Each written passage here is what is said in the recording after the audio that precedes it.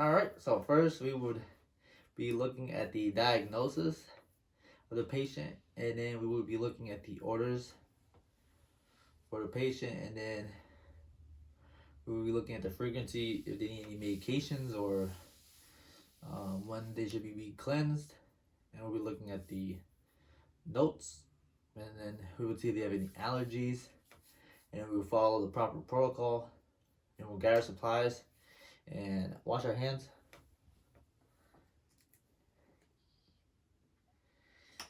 And then when we go in the patient's room, we would introduce ourselves. Hi, my name is Carlos. I'll be your HAG nursing student for today.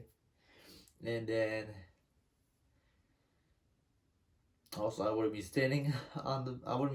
I would be standing beside the bed. And then we would look at the two identifiers, which is on the wrist. And can you tell me your name and date of birth? Karen, February 8, 2000. Okay. And I'll explain the procedure, which would be personal hygiene, and we would be doing your face, changing your basin, clean your hands, perennial care, and also brushing your teeth. And then we would ask them if they have any allergies. Do they have any allergies? Dog hair and dust. Okay. And then we would ask them, from a scale of 0 to 10, how much pain do you have? 7. Okay. And then we will give them privacy. We would lock the bed. We would elevate the bed. And then we would sanitize our hands.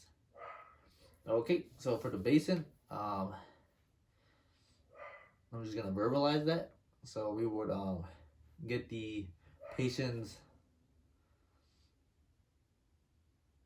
sheets and then put them halfway, and then we would put a pad underneath, and then we would tell the patient to lift their hips up, and then we would put the new basin underneath your butt, and then we would put them back down, make sure they're staring at their legs, and then put the blanket over it.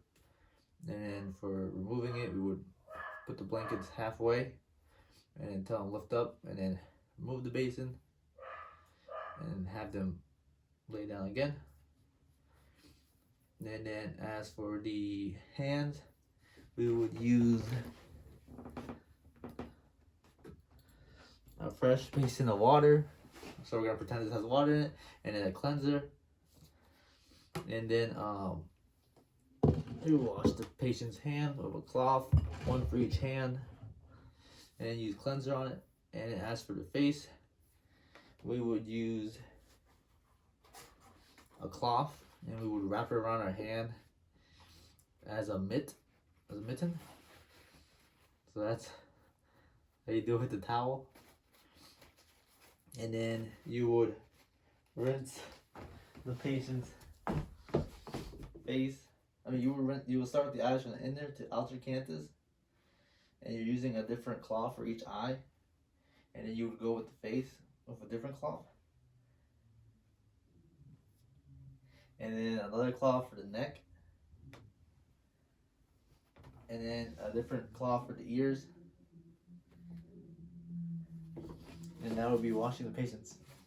And then right afterwards you would cleanse. You would cleanse their face with a cleanser.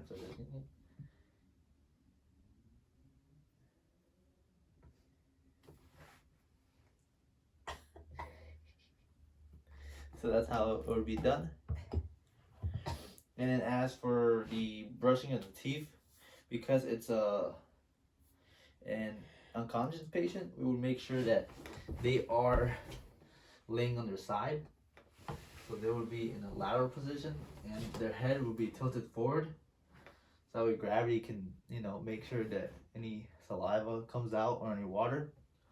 So then we would get the Yonkers suction and put it at 80 to 120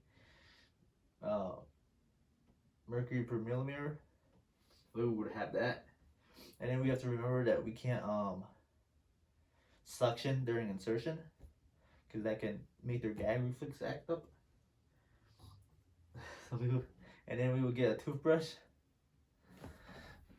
So this would be the toothbrush. And then we would have the toothpaste ready. And then when you're brushing the teeth, you want it to be at 45-degree angle. And you're not brushing like this. You're brushing up and down from each tooth, like the bottom of the gum to the bottom of the tooth. They're brushing like this at 45-degree angle, even the front teeth. And you're getting the side, the front, and the other side. And then when it comes to the bottom of the top teeth, you're brushing back and forth. So you're brushing back and forth. And then you'll do the same thing on the bottom teeth, 45-degree angle, brushing up and down from the top of the gum to the top of the tooth, the front of the tooth, the side of the tooth. And then as for the top of the bottom teeth, you're going to do the same thing and brush it back and forth. And then you would also be brushing the tongue very gently to avoid the gag reflex. And then that's when you will get 10 milliliters of distilled water, a little solution thing, a little bottle, and then you would just squirt on the sides of their mouth, like near the cheeks, so that way it can run down with the toothpaste. And then you would also be suctioning at the same time through any toothpaste from going back into the throat. And then we would just keep rinsing until all of it is gone. And also you would have a paper towel underneath their head, so it could all, in a basin, so it could all come out, and just the towel to catch any of the water or the toothpaste. So you keep doing you keep rinsing and suctioning until there's no more toothpaste. And then once you're all done with that, you would also get the a swab, cotton swab, and then do the roof of their mouth, the base of their tongue, the bottom of their tongue, near the inside of their lip, the cheeks, and the roof of the mouth, to make sure there's no microorganisms growing or any dirt or anything that we missed from the rinsing. And then we would also just rinse it out once again, and then we just keep going until everything's good. And then we would dry the mouth with a towel, and then we would get rid of the basin and the towel, and that's how we would do with the mouth. And then as for the perennial care, we would have the patient, well, since this is a female patient, we would have them laying on their back in a supine position, and then they would we would put their legs, they would come up, and their knees would be bent, and the legs would be spread like that. And then we would put a towel right here halfway, just so they can get some privacy. And then we would make sure they lift up their hips, so we could put a pad underneath. And we would also inspect the perineal area to make sure there's no discharge or any fluids coming out, just for safety precautions. And also, for all the steps prior, I forgot to mention that we would be wearing gloves, and we would be taking it off once we're done with the face and once we're done with the teeth. And then when we're starting with this, we'll also have gloves on. And then when we clean it, we would have a fresh basin of water and some cloths, and we would rinse the cloths, and we would clean the labia majora. And by doing that, we would get the labia and spread it open so we can get the walls between the labia majora and labia minora. And we would be cleaning with one stroke from the towel. So just like a stroke like this. And we would be cleaning from the pubis region to the rectum. So we would just keep cleaning with the cloth until it's all good. And then we would put a basin at the bottom and make sure they lift up again. And then we would just rinse it off with water, warm tap water. And then we would dry it off. And then if they are having menstruation, we will put a pad on from the front to back. And also with each stroke from the cloth, we would use a different cloth for safety precautions.